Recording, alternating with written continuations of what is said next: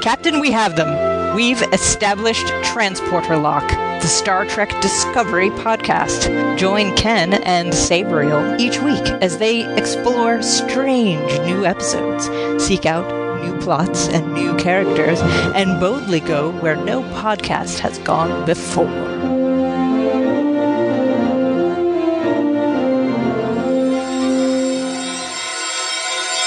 Hello and welcome to Transporter Lock, a Star Trek Discovery podcast. I am one of your hosts. I am Sabriel, and I'm joined this week, as every week. Why do I say joined this week? By Ken. Hey. Hey, I'm your other host. Hi, Bree. Yeah, I don't know why I'm introducing you like it's your new guest appearance. Because somebody might be listening to this episode, and it's their first episode of Transporter Lock. Yeah, I can confuse them. All right, well, anyway, we are here to talk about Star Trek Discovery. This week's episode is Lethe, but we have a few things we want to talk about first. Ken, you think you had an experience you want to talk about? We are now on our 6th episode of Star Trek Discovery, and I went back and rewatched the very first episode, The Vulcan Hello, with my mom, because we've been watching Star Trek The Next Generation together, and when I told her that there was a new Star Trek debuting for the first time in 12 years, she wanted to get in on the ground floor and give it a go. Before we could even start watching it, though, we had to overcome the challenge of getting her equipped to watch a show that is exclusively on CBS All Access. And it turns out it was not easy. How do you watch the show, Bree? I watch it either on my desktop or laptop, and typically I try to cast it onto my TV. However, CBS All Access was having troubles yesterday. But that's beside the point. But otherwise, typically laptop or PC. So it wasn't just me having trouble streaming last night? No, the entirety of all Star Trek fandom who was trying to watch was struggling. Oh, okay. Because I stream it to either my Xbox 360, PS4, or Apple TV. I do have it on my laptop. I generally don't watch it that way. But my mom, she doesn't have a laptop. She doesn't have a desktop. She has an iPad. And she has a brand new 4K TV that she just bought this year. And a Blu-ray player that she bought last year. Both of those devices, the TV and the Blu-ray player, are fairly smart, and they have apps, but neither of them have CBS All Access apps. And so I tried hooking up her iPad to the TV using an HDMI adapter, and it kind of worked, except it didn't fill up the entire screen. There was a black border around it. Then I tried with my laptop, hooking up my laptop via HDMI out, which it has, to the TV, and that also kind of worked, but the audio kept skipping. And so there was really no easy way to watch this show without additional expensive equipment and adapters, and even then it would come across with flaws. I don't know how CBS expects people who just have a TV and want to watch Star Trek to be able to do so. Yeah, I find CBS, I mean, I've mentioned it here on the show. I keep trying to reel myself in. I can save that for a different medium, but CBS All Access is a painful experience. And I feel envious of everyone who gets to watch it on Netflix. Right, which is everybody except the United States. And Canada. Oh, Canada has it on Netflix? They have it on Space Channel, something I think it's called. I don't know if that's still only streaming or if it's on TV, though. You know what? That's it. After everything that's happened in the United States in the past year, this is the final straw. I'm moving to Canada. No, move to Europe. That's right. Like Norway or Sweden. I hear Sweden is delightful. Yes. And like they have stuff like healthcare and Star Trek. My goodness. So my mom and I did eventually get it going, and we watched The Vulcan Hello. And she wasn't interested in watching Battle of the Binary Stars. After watching The Vulcan Hello, she said she really couldn't get into it, and I think that's because these are brand new characters, like you would experience with any first episode of Star Trek. Whereas with The Next Generation, she knows the characters, and even though she's watching it for the first time with me, it was always on in the background when my dad and I were watching it, so she feels she has some familiarity with the characters. So Discovery didn't really do it for her. Oh, I can understand that sentiment. It's unfortunate, because I think she's missing out on some good show, but if it doesn't seem to be clicking for her, I can totally see that. And also, given the need to prioritize, I mean, we have 4 more seasons of TNG to watch, and then after that we can choose to go on to DS9, Voyager, Enterprise, the animated series, or something relevant but separate like Quantum Leap. So I don't know that she really needs to go right into Discovery right now. Oh boy. But she'll have plenty of opportunities in the future because you have some news for us. Yes! As we are about to record this, I noticed that StarTrek.com posted something saying that there is going to be a season 2 of Discovery. Yay! Yeah, I know, it was great. This is something we all kind of assumed was going to happen, but wasn't official, and now it's official. Yeah, because weren't you saying that even before the first episode, just due to licensing, merchandising, and con appearance, they'd already turned a profit? Yeah. So they could have teased us and never aired it, and they would have made money. They would have lost a lot of cred, and then never would have worked again in Hollywood, but could have. I wonder if they'll revisit the CBS All Access exclusivity. Maybe they'll do like a 1-year delay, so next year season 1 will air on CBS TV. I don't know, hopefully. Or maybe season 1 would be on Netflix. Or DVD, or Blu-ray. Or home video. There we go. Because even buying it on home video would be cheaper than buying a year of CBS All Access. Yes. Anyway, enough of beating on CBS. Right. After all, we wouldn't be here if it weren't for them. So why don't we get started with this week's episode? Yeah. So this week's episode, Lethe. Go on. What does that mean? It's apparently the word. I had to go to Wikipedia because I am not up on my classic Greek, and it means oblivion, forgetfulness, or concealment. I think almost most of these words fit in very well with this episode. Yeah, we can talk about the implications once we've walked through the episode so that we're not spoiling it for our viewers, but that will be something that will be useful to keep in mind as we think about Lethe. So our opening scene is a very quick one. I think it's just to establish things we appear to be on Vulcan and Sarek, and he addresses this person, and it's basically they summon a ship and they are going on a diplomatic mission. That's all we know. And this is not our first time seeing Vulcan. It's been in lots of TV shows and movies, but I've never seen it looking quite like this. Yeah, it's very shiny. Enterprise kind of established there's lots of modernism and whatnot. I think the movies did too. But there was some contention because of the sky on the internet forums. People are saying, why does Vulcan have 2 moons when Vulcan doesn't have any? And watching it a second time, I don't think it does. I think these are just other planetary bodies in Vulcan's system. So I think this is supposed to be Vulcan. They would have to be pretty big to be visible from the surface like that. Well, in Star Trek 2009, we got to see one from Prime Spock's point of view. He got to see Vulcan's destruction, so we know there's some kind of planetary body very close. I remember people taking issue with that scene as well, because he should not have been able to see it, or at least see it that quickly. Yeah, and it's also TV movies. I don't have too much of a problem with this, but I also don't... I think people are looking at things they don't... I don't know. I just don't have a problem with this potential large bodies in space near Vulcan. They didn't appear to be moons or satellites to me. That's no moon. It's just artistic license. Yeah. And there is precedent in Star Trek The Motion Picture where they put moons on there by accident, so it could be a nod to that, but I don't know. I don't think they should take an accident to be a precedent. Yeah, no, I don't think so either. I just joking kind of there. Anyway, I don't think this is as big of a deal as people were making it out to be. Probably not. It's just people who like to nitpick, like us. Yeah. And so from there, we go back up to Discovery. Yeah, so we get to a scene where Burnham and Tilly are doing laps around the deck that they're running around. And they get to see these T-shirts, their workout shirts, and they have disco on them. Yeah, I saw that coming in a preview, and I thought it was, from a fan point of view, pretty cool, because, hey, disco shirts. But at the same time, of all the things they could have abbreviated Discovery to be, they chose disco?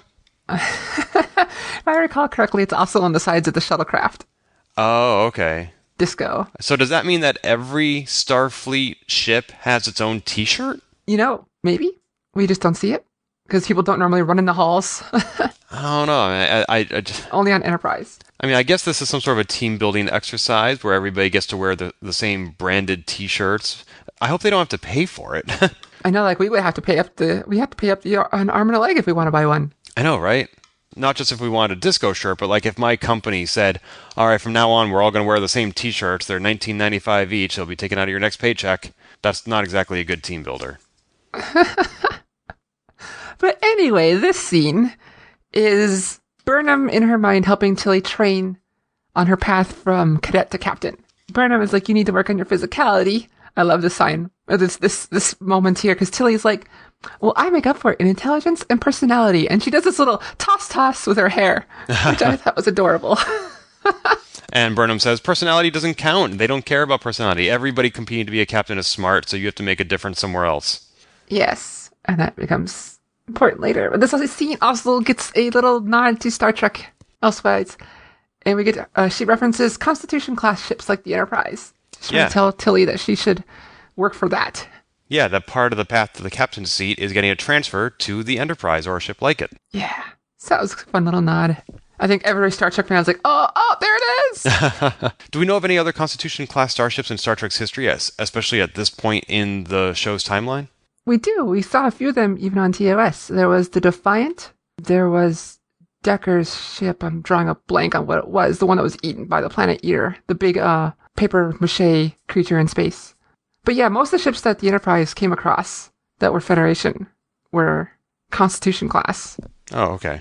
And then from there, we see another 2 members of the Discovery crew training. This time it's Lorca and our new Lieutenant Ash Tyler, recently freed from a Klingon prison ship. And they are back on a Klingon prison ship, firing at Klingons and destroying the hell out of them. To me, it was obvious what was going on here right away. I don't know if it was for you or not. What gave it away for me was that they were having small talk. Like, so, where'd you grow up? Oh, Seattle. Yeah. While they are avoiding Klingons. I'm like, that's a little bit too casual. Yeah. So yeah, we discovered we're on the holodeck. Or something like it. Yeah, something like a holodeck. Which apparently there's apparently in TOS there was references to something like that. So it wasn't, in TNG, it was apparently the realism. What was big and new, and not the fact that holodecks exist. We saw the technology being demonstrated by an alien race on Enterprise, which is set 90 years before Discovery, so it's not all that unbelievable that within the span of a century, Starfleet would have either invented their own equivalent or bartered for it with an alien race that had joined the Federation. Yeah, but I still thought it was cool, and basically it was their own version of laser tag, because their guns would track how many kills they got. And Ash Tyler got a lot more than the captain. He originally lies about it, because he, kind of like when you go golfing with the boss, you let the boss win. But then the captain sees how many shots or kills that Tyler actually got and says, never lie about being excellent. I need excellence from my chief of security. Yeah, so this is the moment where we discovered that Lorca is offering him the position. How did you feel about that? I think, I should have thought this about Michael too, but yeah, I thought like, what? You barely know this guy, but the scene also establishes that Lorca has been investigating this guy and checking out his story, and this is basically kind of a test. The hologram was the test, you mean? The holodeck trial? Yeah, hanging out with him. Getting to know him. I mean, it doesn't take a lot to check out a Starfleet officer. All you need to do is give him a physical in the sickbay and read his record in your computer database, and then you know pretty much everything there is to know about him. Yeah, it was more interesting here. There's a scene where, Ash says he's from Seattle, and his parents are dead. He goes into Y, and his mom was a teacher, and Lorca says, basically, he knows all this, and you're not from Seattle. You're from 24 minutes east of Seattle, kind of thing. Right. So you're not from Seattle. And he's like, I like to split hairs. Right. So I think that was an important line. Why? I think we find out more about his character, but I also suspect it's going to be important in the future. I'm concerned. I mean, you mentioned having a similar reaction to when Lorca conscripted Burnham, and that is that Lorca seems to be hiring the first individuals he encounters, whether or not they are physically or mentally fit, whatever their history may be. And in this case, Ash Tyler, sure, you can have his Starfleet record and know that he is impeccable, but he spent 6 months being presumably sexually assaulted on a Klingon prison ship, and he's going right from that to being chief of security, filling the position formerly occupied by Landry, who was killed. I mean, I don't know that this is how promotion works. Ascension through assassination?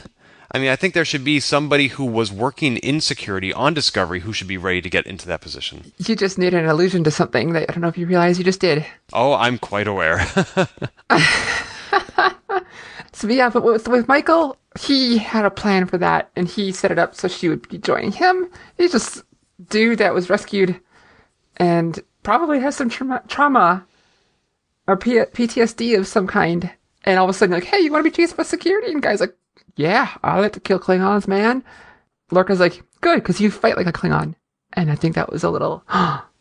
referencing what we talked about last week, where a lot of people think Tyler might be Voq. Which we seemingly missed something that supports that theory, which was the Klingon captain of the prison ship, the woman who got the phaser fire to the face, scarring her in a very easily identifiable way for future episodes. I didn't recognize her, but if you check IMDb and also some reviews of that episode, that apparently was Laurel, the same woman from the House Mokai, who saved Voq at the end of the previous episode. Yeah, I did not catch it at all. There's a lot going on with this character that we need to figure out, but that's pretty much the end of that scene before we go back to Sarek, who is on his ship, on his way to a secret rendezvous meeting that we don't know about yet.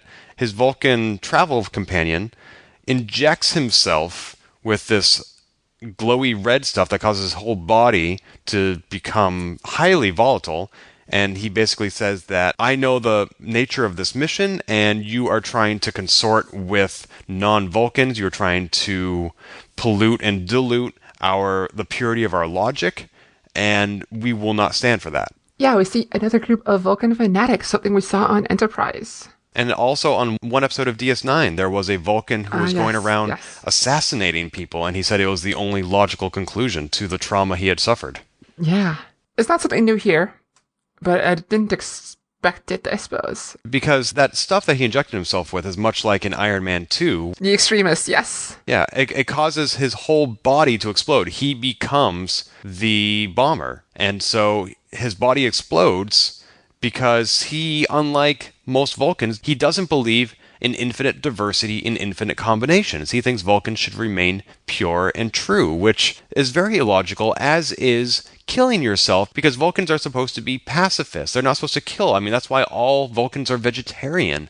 And here's this guy not only killing himself, but trying to kill Sarek. Yeah, it seems like there'd probably be a different way to do this for a Vulcan, but this is not the first time we've seen Vulcans resorting to bombing. They did it on the Forge and Enterprise as well. Right, which resulted in the death of Admiral Maxwell Forrest. So Vulcans have a violent history, which of course is why they instituted Surak's teachings to try to tamp down on those violent emotions. This is their history, and it's what caused the split with the Romulans. So there is definitely precedent, which we would hope that they would have reined in through logic.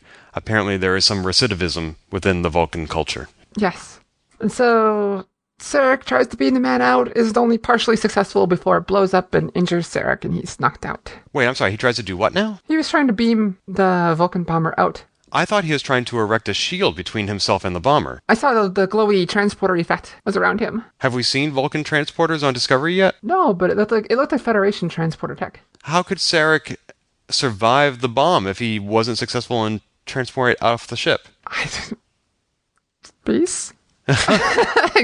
Fiction? Like I don't think he was completely successful, or the bomb wasn't as successful as he thought. But no matter what happened, how it worked out, it wasn't completely successful. I'm also wondering why Sarek waited so long to take action. He let the bomber give a speech before he did anything. That was weird for me too. It seemed like dramatic effect, a TV dramatic effect. But that did seem weird to me. Very illogical. Yeah. That is the cold open. We have the opening sequence, and then we see Michael and Tilly in the cafeteria using the food replicators, which is getting all up in their business about the nutritional value of their meals. Yeah, I was like, what is going on with this? And they don't seem fazed by it. It's kind of like how nowadays we have a trend of menus listing the calories and etc. of various dishes. This thing tells you 3 nutritious and good for you omelets now ready. Yeah. Like, 2 appetizing and nutrient-filled burritos. And I'm like, what is this? And also, as NMR just pointed out to me, why, if the replicator is able to make food, why doesn't it just inject any food with the nutrients you need? And why does it have to be roasted tomato salsa? Why not just put all those lycoprenes in every food? It's possible that some people were not sure how replicators, they don't think there's replicators in this era. I remember this talk years ago. And that basically any food they ordered was just stored locally somewhere. And this is, or this is some kind of, I don't know. We don't know if these are actually replicators. We've seen that they are capable of replicating Starfleet uniforms. I think a food would be possible. Yeah, I think they probably did fix that. Because before it was kind of unsure, but I think, Discovery's like, these are replicators. I think you're right. It seems unlikely that they would order an omelet and have the replicator say, I'm sorry, but we're currently out of eggs. I don't think it's stored locally. No, like I just said, I think they fixed that uncertainty here, so. But nonetheless, it seems a rather simplistic technology compared to the food replicators we see on the Enterprise D. Yes. And as they get their food, they turn around and we see Tilly basically swooning and having a hots for Ash, who is sitting down, Ash Tyler, who is also here in the mess hall. I mean, he is rather good looking, and he certainly invites them to join him for lunch, so they all sit down and have a little confab, and they make introductions. Tilly starts the conversation immediately saying, this is everything that everyone's saying about you. He's like, don't believe everything you hear. But when he realizes that Burnham is the mutineer, Burnham's like, you can believe everything you hear. And this is where I start liking Tyler even more, because he says, I judge people in the here and now. I don't care what you've done before. Yeah, I liked that philosophy as well. Not enough people are acknowledging the fact that they were not present at the Battle of the Binary Stars. They don't know what happened on the Shenzhou.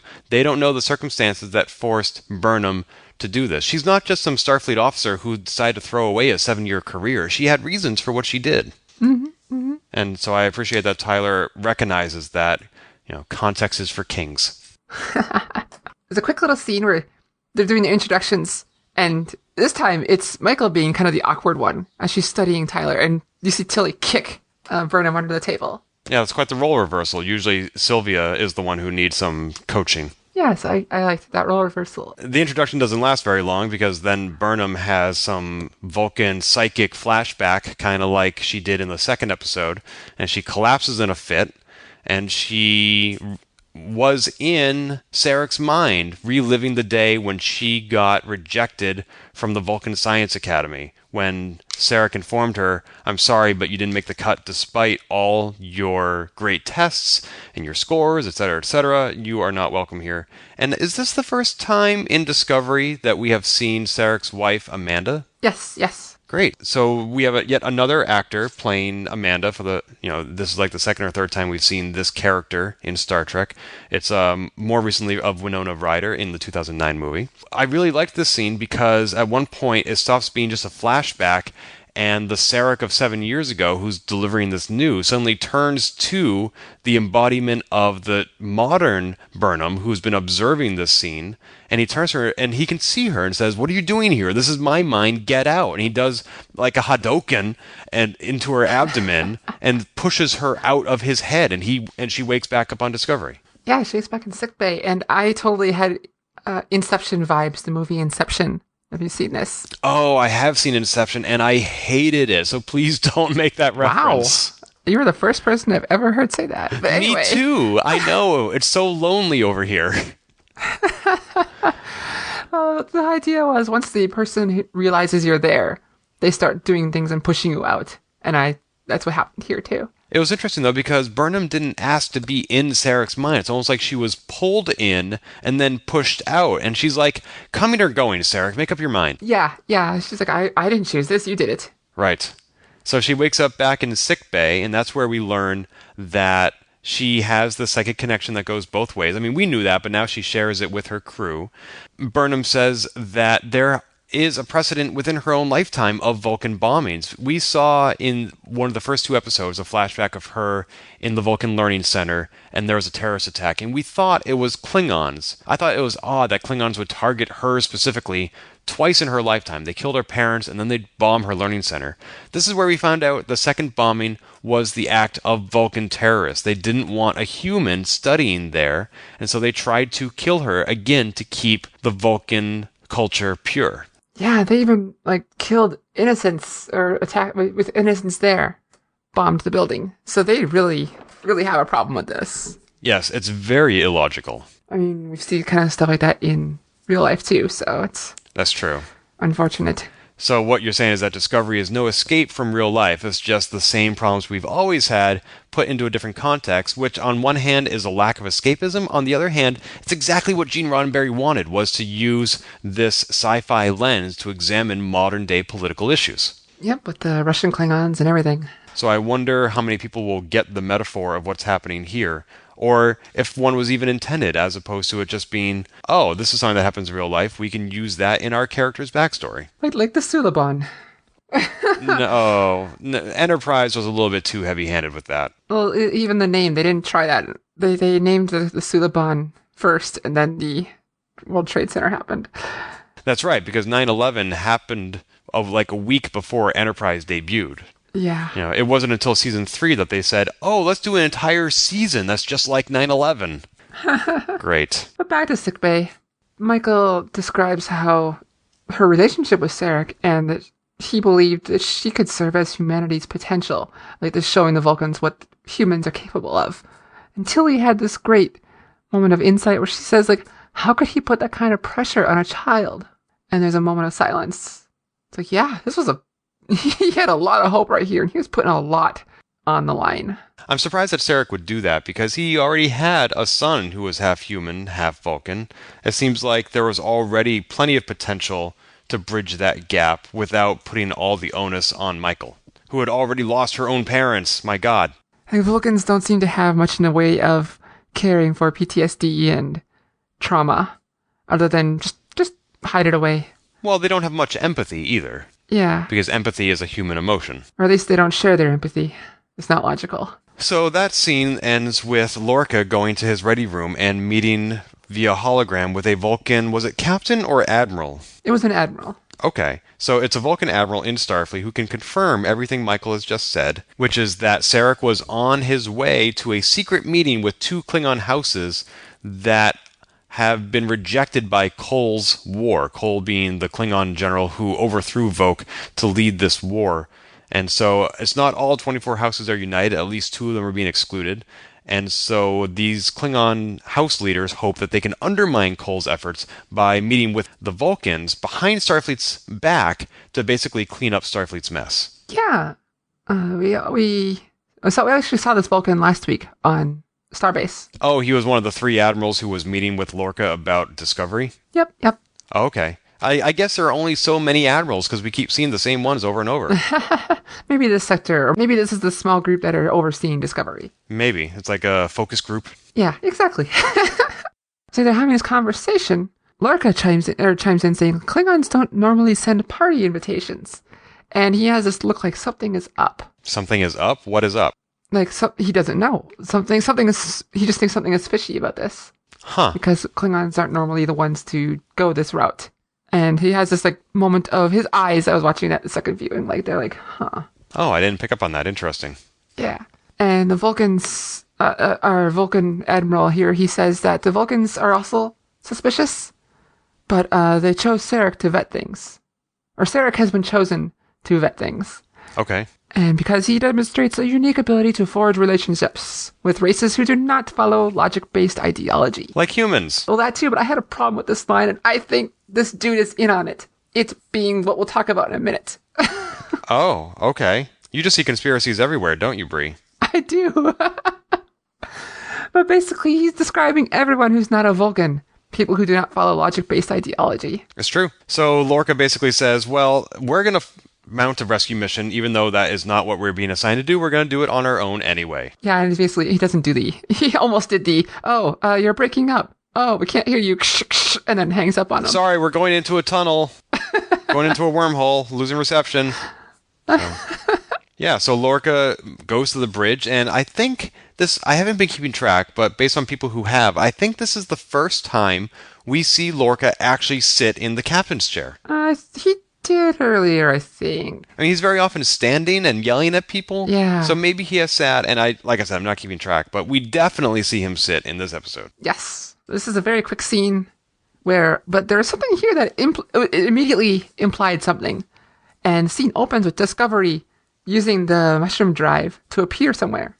But we don't have a tardigrade. It's true. And so that means us to assume that Stamets has figured out a way to plug in normally without being catastrophic to himself. Right, without all his vitals dropping dangerously low. Yeah. So it's the Iridian Nebula, which is a little nod to Deep Space Nine and Star Trek. Remind me how that's so? There's a race called the Iridians. They're information brokers. Oh. I totally missed that. As opposed to the Vidians, which were on Voyager stealing people's organs? Yeah, the Vidians, yeah. Vidians, that's right.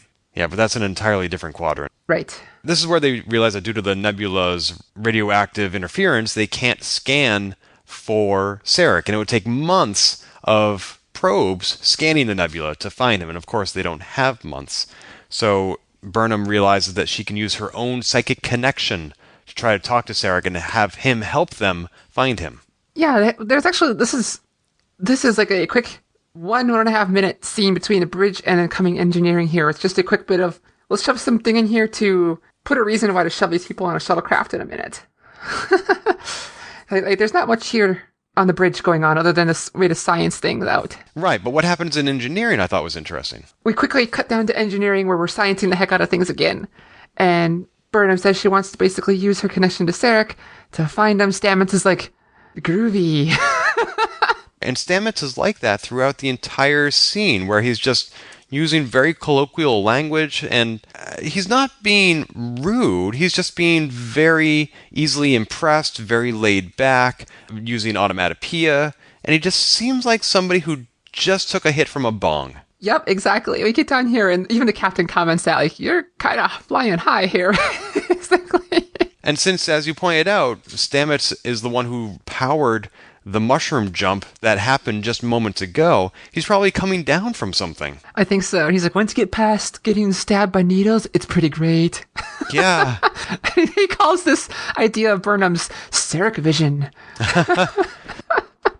I'm hoping this is just a temporary effect on his character after a warp, and that this is not part of his permanent connection to the mycelium network, and that he's not always going to be like this, because that would get a bit much. We don't need a stoner on Discovery. That, or maybe it is a reference to what we saw at the end of last episode. It's a possibility. I think it's more connected to the Spore Drive and less Mirror Universe, but it's not implausible. Anything is possible in Star Trek.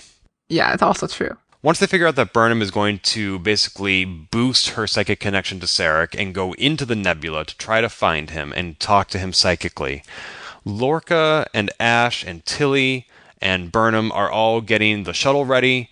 Lorca is not going to be on the shuttle, but he boards it momentarily and tells Ash, bring Burnham back without a scratch, or don't bother coming back at all, which I thought was very revealing of his intentions. We don't necessarily know what they are yet, but we know what his priorities are, even if we don't know why. Yep, her safety is above everything else. She is important to the mission, whatever that mission is. Yeah, and it certainly implies that he has had plans for her ever since he detoured her shuttle to Discovery in the 3rd episode. He wants her on Discovery for something, for some reason that we don't know. But there is a larger plan at work here that only Lorca knows about. Yeah, and I can't wait till we find out what that is. I don't think we're going to see it coming, whatever it is. So yeah, we had like 3 quick little scenes right in a row to kind of like advance the storyline. And then we slow things down a bit. While the away team departs on the shuttle, Lorca gets a visitor of his own. Yeah, he's like drawing on space maps, and all of a sudden he's informed that Admiral Cornwell, and the woman from the Starbase last episode, is here. Not on subspace, but is actually here. Yeah, she beams onto Discovery, and she goes at Lorca in his ready room, basically saying, you have a chief of security who was tortured for 6 months. You yourself were just tortured a week ago on a Klingon prison ship.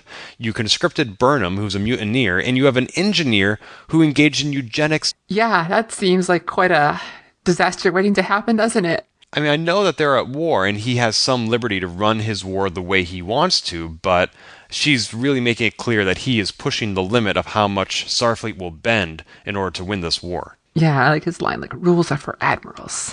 And then she chimes back, it's like, don't make enemies on your own side. Right. And then suddenly it stops, and he's like, what are you doing out here? And she's like, I came to see my friend. Aww. And things calm down a bit, and he's like, well, if you want to talk like friends, let's talk like friends. And he pulls out the Romulan ale.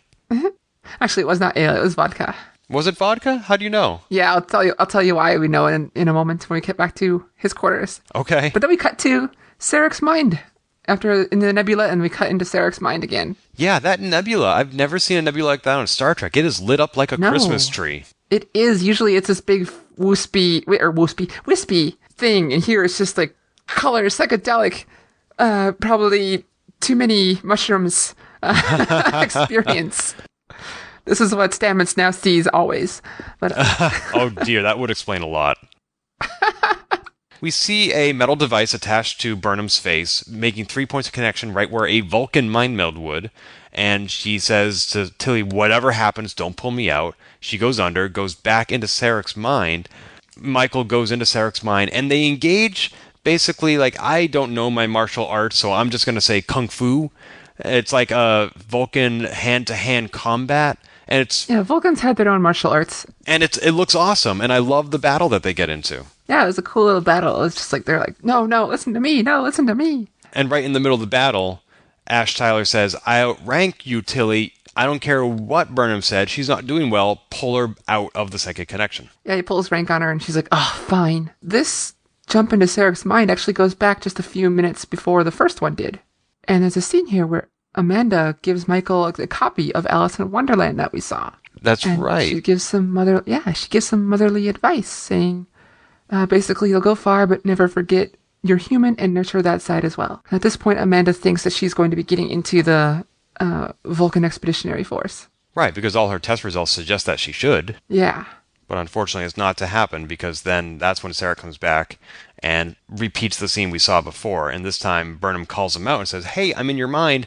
Help me help you. Just like you helped me the last time we had a psychic connection." Then they fight, and then she's pulled out. We cut from that back to Lorca and Cornwell having drinks. Now they're in his personal quarters, and they're reminiscing about stuff. And when she pulls up an old memory, he doesn't respond. And she says, "Don't tell me you don't remember." He says, "No, I do. It's just, I can't believe how long ago it seems," which is a total dodge, because he doesn't actually engage in active listening, right. where he adds details and reaffirms that he remembers it as well. You're right. I didn't catch that in both viewings. Yeah, so there's definitely something suspicious here. It's possible that this is not the Lorca that she's reminiscing about. He may have passed his psyche val with flying colors after he lost the USS Buran, but we're starting to suspect, how did he survive that battle, and how did he come back with such a healthy psyche?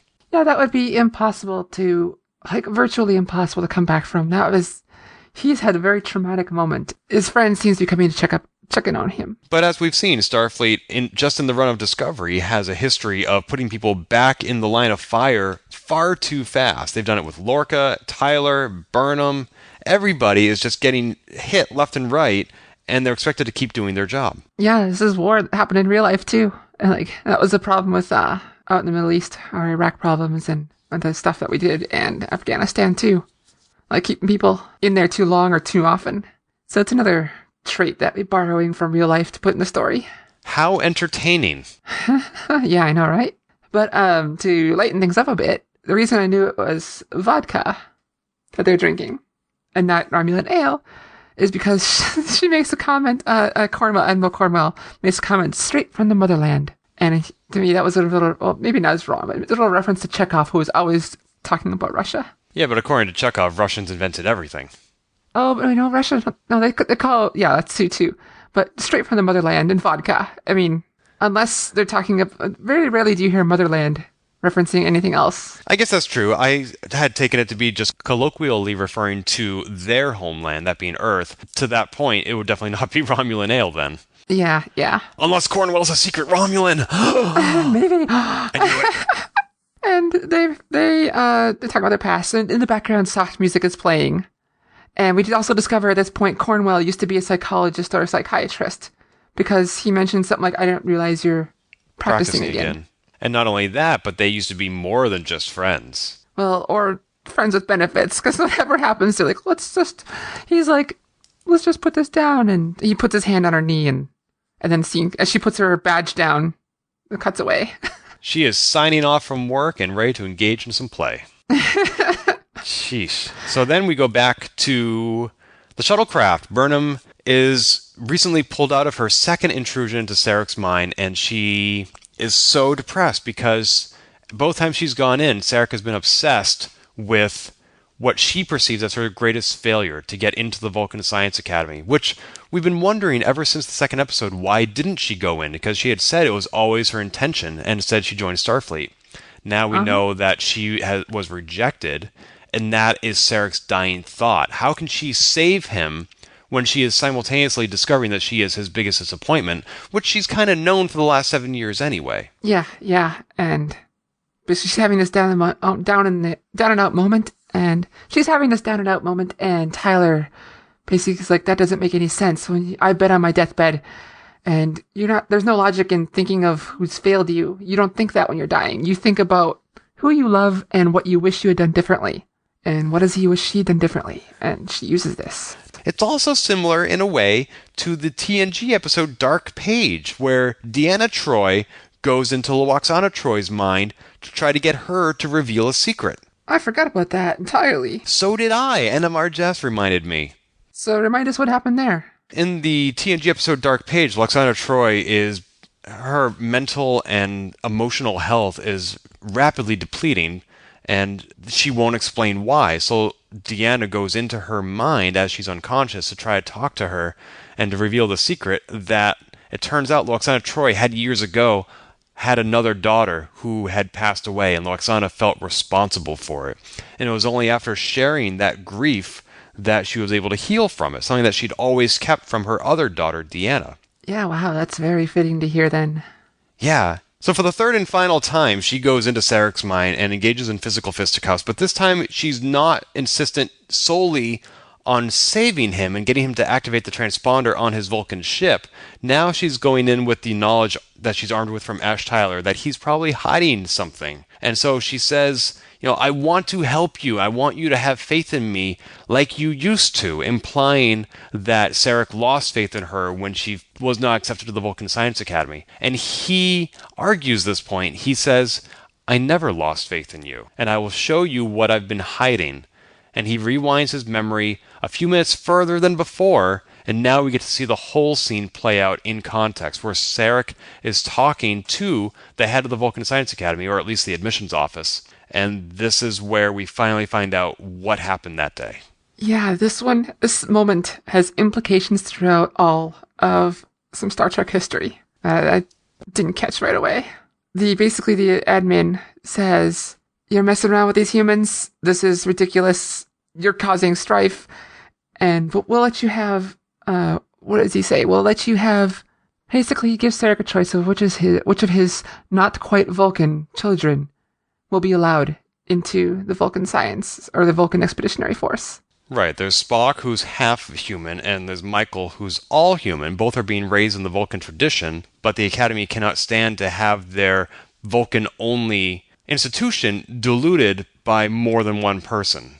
And so, since Michael is older, she gets dibs, and it's up to Sarek whether or not he lets her in and closes that door on Spock's future, or he reserves that privilege for his only blood son. Yeah, and I'm getting kind of emotional just thinking about this as I sit here listening to you and think about the scene. Well, you're not the only one who's getting emotional, because Sarek was as well. Like, he was visibly distraught by this decision. Like, he says, you would ask me to make an impossible choice. And the admissions officer says, that sounds like you're being conflicted by emotion, Sarek, and that's not what a Vulcan does.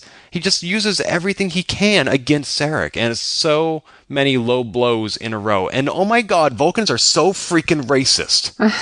Yes, they are. Not only the extremists, not only the fanatics, not only the ones that blow up children's learning centers and ambassadors' spaceships, but even the most professional and powerful Vulcans that are accepted by the community, the ones who are running the schools.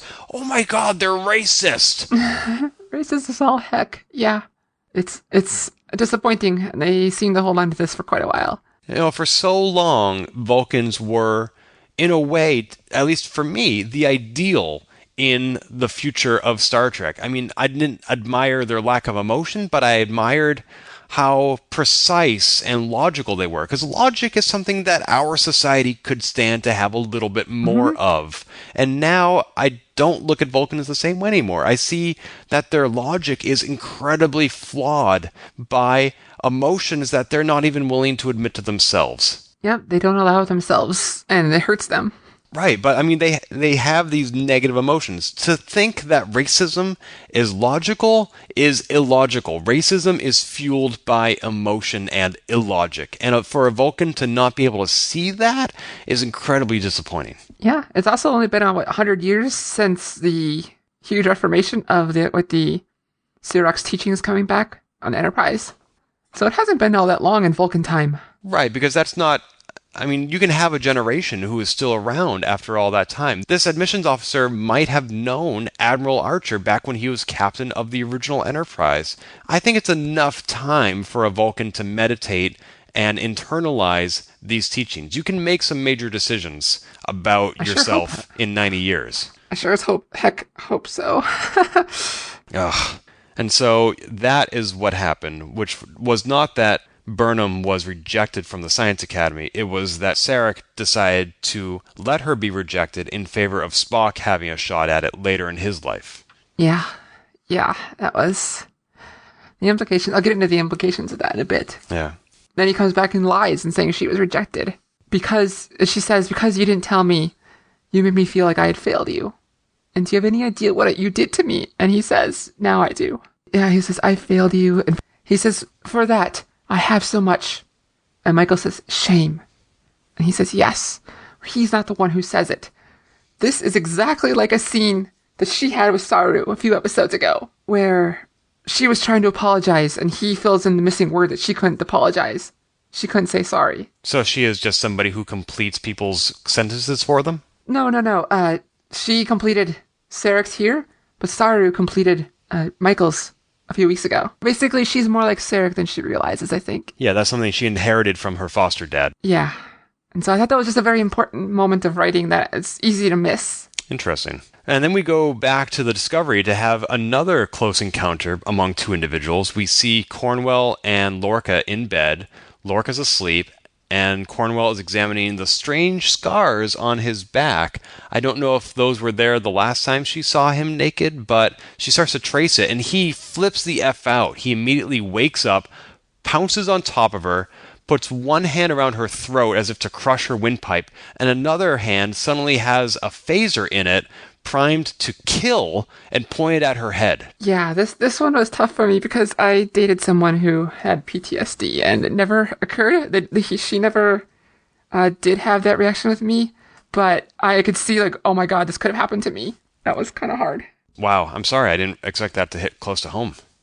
Yeah, I didn't either until I was sitting there thinking like, oh my god, this could have been me.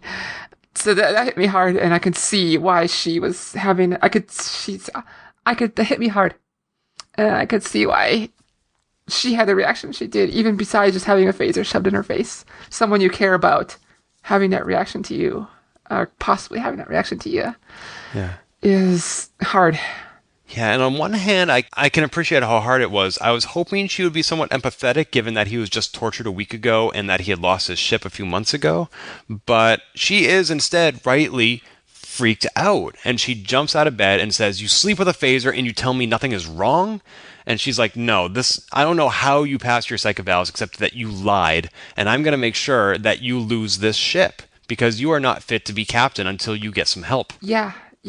And when he starts groveling, like, please don't take my ship away from me. I was afraid that he was purposely delaying her departure from his quarters long enough for him to get a hold of the phaser again. I really didn't think she was going to leave his quarters alive. You're not the only one who thought that. A number of people online thought that too, but that didn't occur to me at all.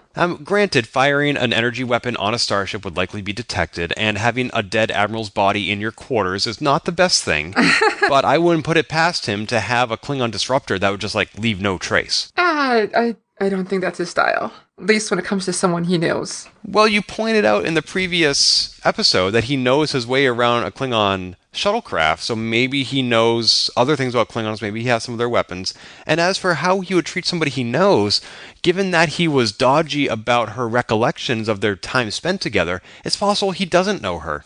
It's possible, I suppose. It's possible. So instead of chasing after her into the hallway in his undies, he goes to sickbay where Burnham and Sarek have been returned because Burnham was successful in getting Sarek to activate the transponder. They found his ship in the nebula. They've brought him back to Discovery, and he will heal. He is currently, it seems like almost the ICU, but he's going to be fine. They point out that Sarek will not be able to complete his diplomatic mission to the two Klingon houses, and so Lorca suggests that Admiral Cornwell would be able to make it instead. Now, what do you think of that offer, given everything we've learned about him in this episode? I'm still trying to figure that one out. And the internet, I don't think he had any sway in this, other than he just threw that out there like, hey, it's an idea.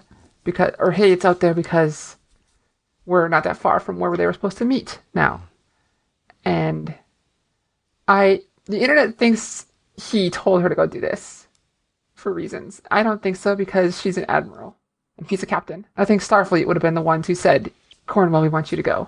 Well, that's interesting because just in this podcast episode, you point out to me that he was suspicious when the Vulcan admiral said, oh yeah, the Klingons want to negotiate. And Lorca, now you are telling me that he was thinking, there must be more to this. So he must have suspected that this was a dangerous situation. And I think that's why he suggested Cornwell go, because he wants to put her in a scenario where she may not return. Yeah, I still have two minds of this. I think he knows something is up, but Cornwell wasn't in the room when he brings this up with Michael.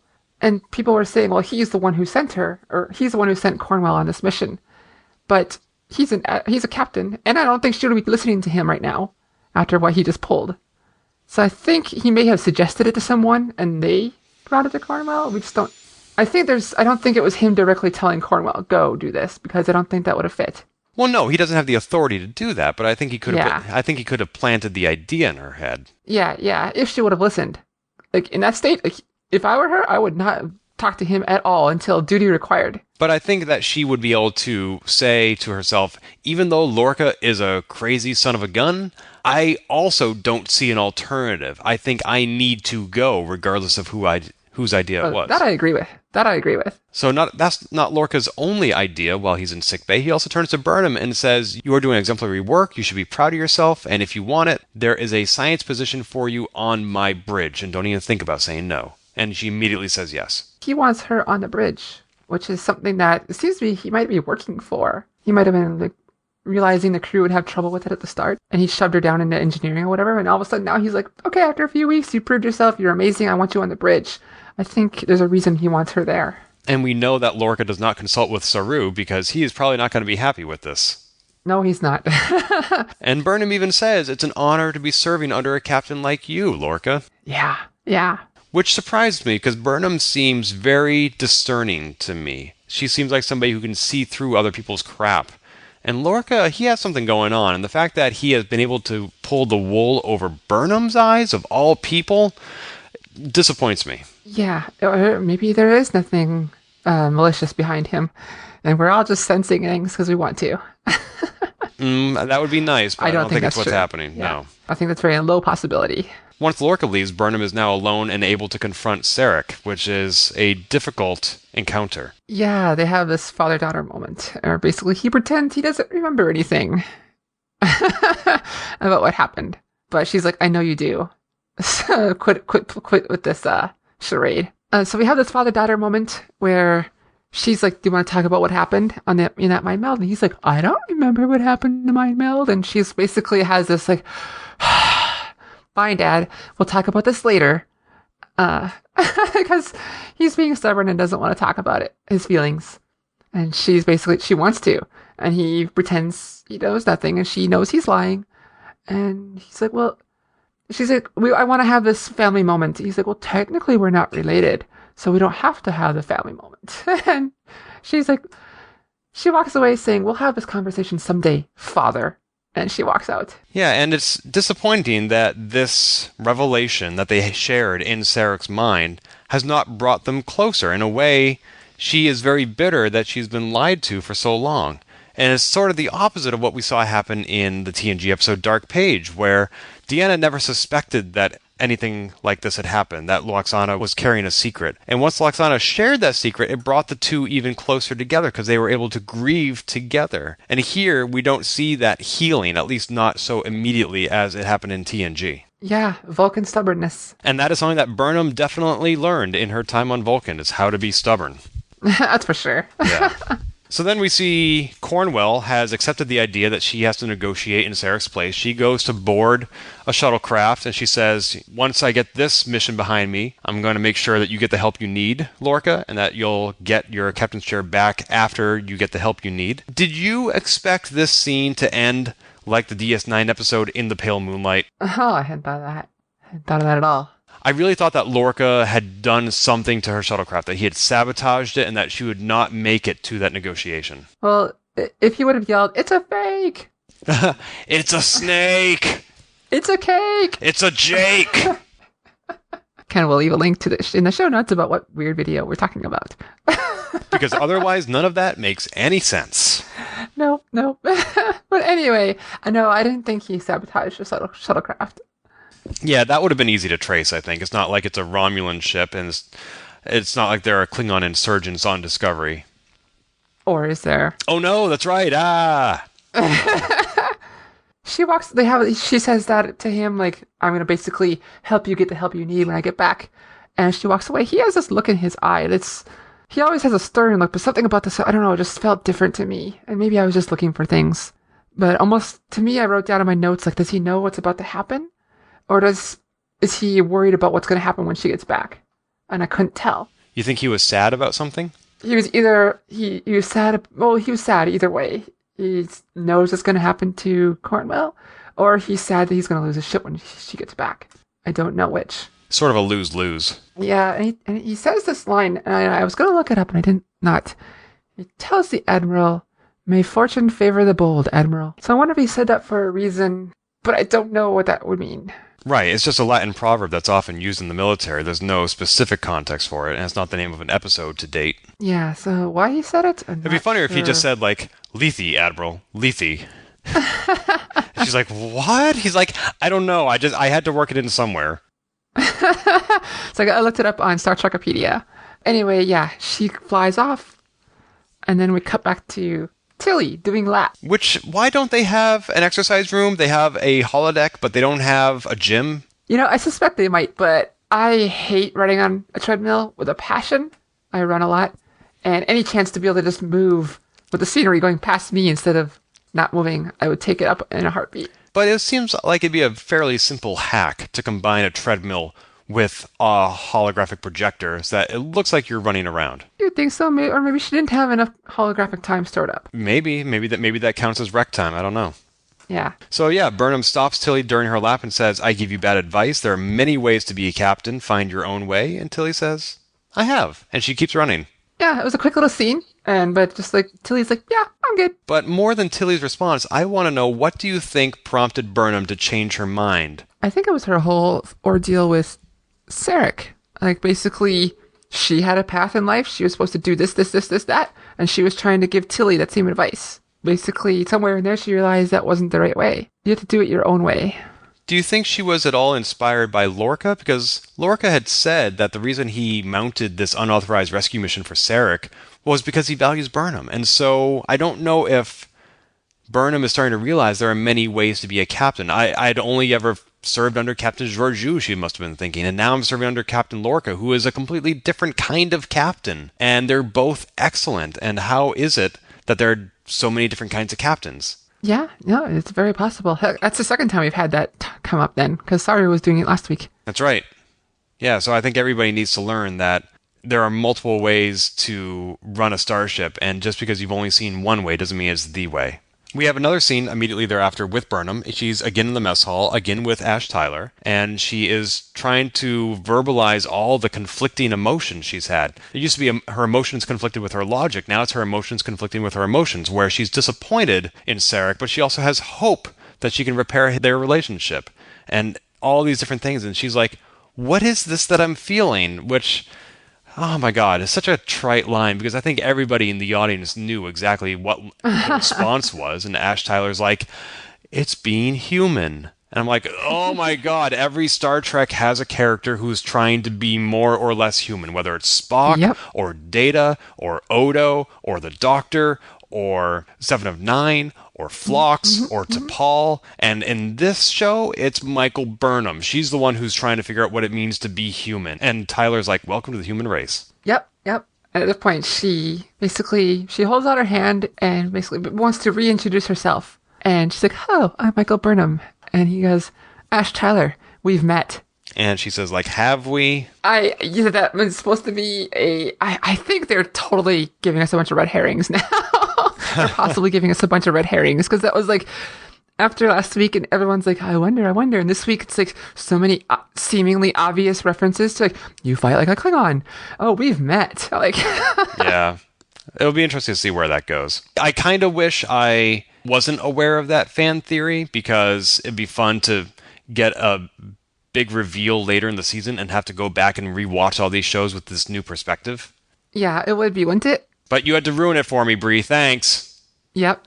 Take that. And we have one last scene where Cornwell and her two security guards show up on a neutral planet, which, according to Memory Alpha, has never been mentioned in Star Trek before, so there's no history there. They're meeting with the Klingons, and also the inhabitants of this neutral planet are serving as the intermediaries, the host. And the Klingons basically kill her guards, kill the hosts, take her prisoner. A hologram of Cole shows up and says, "Well done. You two houses who have been rejected have done well to capture this admiral, even though I originally wanted Sarek. This is even better. And as a result of capturing her, I will give you the technology to cloak your ships. Welcome to the war," basically. He says, "Welcome to the new Klingon Empire," which I think is different than what Vogue was trying to, and Takuvma were trying to call it.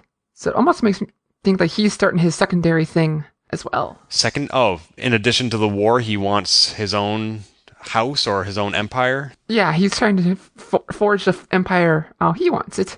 Well, the others are all doing their own thing. Yeah, it is interesting, all this deception. And it does give lie to Lorca's intention in sending her there. He probably thought something like this might happen. And in fact, when Saru says to Lorca, "Cornwell's been captured," and Lorca says, "Okay, if we are ordered to go on a rescue mission, we will." And Saru's like, "We're accustomed to thinking differently about these things. Why don't we just go on a rescue mission like we did with Sarek?" And at this point, Lorca starts taking Cornwell's advice and says, "No, I'm only going to do what's ordered." And that's because he doesn't want her rescued. And also he acknowledges that it might be a trap to lure Discovery in and capture the mushroom drive. Yeah, so he was parroting Cornwell's words against her, even though she wasn't there. And this is like an evil something is up here.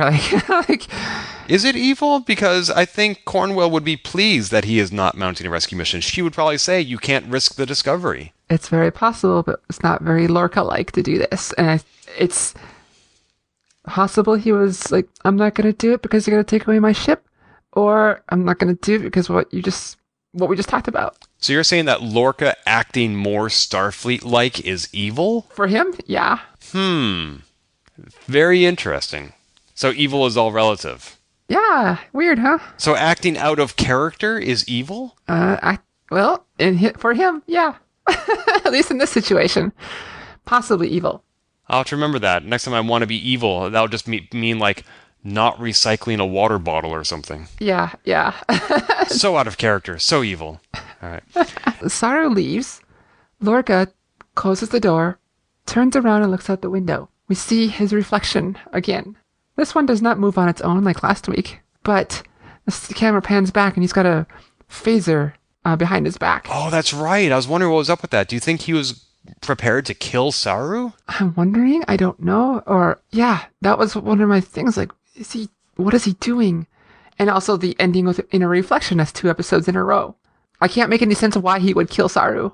He's on edge for some reason, at least. What did he think Saru might have been telling him that would require Saru's death? Like, if Saru came and said, "You've been relieved of duty," Lorca wouldn't kill him because then he'd never get the captain's chair back. So it may not necessarily mean that he was going to kill Saru, but he's on edge. Very much so, yeah. But then again, he sleeps with a phaser, so maybe this is just how he stays in his room all the time. Maybe. Oh no, he didn't. He did not seem to do that when he was looking at a space map earlier. But anyway, yeah, so there's implications there. 1, episode ends in a reflection again, and 2, Lorca is troubled. Well, we've known that. We know that, but we see the degree. You know, when I watched this episode last night, I didn't think it was moving the plot forward as much as the previous episodes did. But now that we've talked about it, it explained a lot more about our 2 main characters than I initially realized. And I think it's definitely laying the foundation for many things to come. Yeah. And it's also the first time we've seen Burnham and Sarek in the same room, not as a psychic connection or a flashback. Hey, you're right. I hadn't thought of that. They had not actually met at any point in the run of Discovery. So here they are in the present day. I think it's also the first time we saw Saru's feet. He was wearing heels, wasn't he? No, he's got hooves. Hooves? Yeah. Hooves? I didn't notice that. I had no idea. Yeah. Well, he basically said he is a cow evolved. Yeah, I guess. I wonder how many stomachs he has. Well, he's like a Klingon. He has multiple body organs. That's right. So we skipped the coming next week on Discovery teaser, like we always do, which means we have nothing further to discuss, unless you do, Bree? Yeah, I have one note that I have a theory or hypothesis about what's going on in this episode. Or I wanted to throw this question at you. Were the Vulcan extremists, did they help set up this meeting with the Klingons to kill Sarek? I don't think so, because why would they have then tried to kill Sarek on the way there? Okay, that's a possibility. Yeah, I didn't think of that. And also, if they knew that Cole was going to turn against them, I mean, that basically would be aiding the Klingon side of the war. And Vulcans may be extremists, but I don't know that they want war with the Klingons. I don't think that Yeah. even they are fanatical enough to see war as a good thing. Yeah. Okay. So I was my original thought was thinking a way to get rid of Sarek, but yeah, why would they double up on it? So yeah, I think I was just looking for conspiracies, but I do think that Vulcan Admiral is in on it. It's hard to say. I don't know that character well enough, and I might not even had known he was Vulcan if not for the ears. Yeah. Yeah. So that is another episode of Star Trek Discovery and another episode of Transporter Lock. I'd like to end by sharing another review that was left for us on iTunes. This is by a user named TCV, who we shouted out on Twitter. And he writes, "There are 2 reasons I like this show. First, it's timely and hits my feed very soon after the episode aired. Also, Ken and Sabriel both bring insight that only 2 very long-term Trek fans can. The show is quick and sticks to the topic well, which I appreciate with all the other shows I listen to. Subscribe!" So thank you, TCV, for sharing your review. I don't know if we're doing a good job of sticking to the show being quick. As opposed to being timely, we do aim for 24 to 36 hours after Discovery airs. So that's not like an immediate spoiler, but you can listen to it while it's still recent. And if anybody else would like to leave a review, it's super easy. Just go to transporterlock.com/iTunes. That's transporterlock.com/iTunes. And click on some stars if you want to just leave a starred review, or if you want to leave a 5 stars. 5 stars, that's right. Subliminal messaging. And if you want to leave less than that, let us know why. One person left a 1-star review but didn't leave any note, so that is not feedback we can act on. So yeah, leave a 5-star review and then tell us what we need to do. Yeah, so if you want to leave some feedback that we can use to improve the show, we'd much appreciate that. In the meantime, that's it for this episode of Transport Lock. I'm Ken, I'm Sabriel. and live long and prosper. If you've enjoyed this episode, please leave a review on iTunes and keep your hailing frequencies open by following us on Twitter at TransporterLock or subscribing to our podcast and email newsletter at transporterlock.com.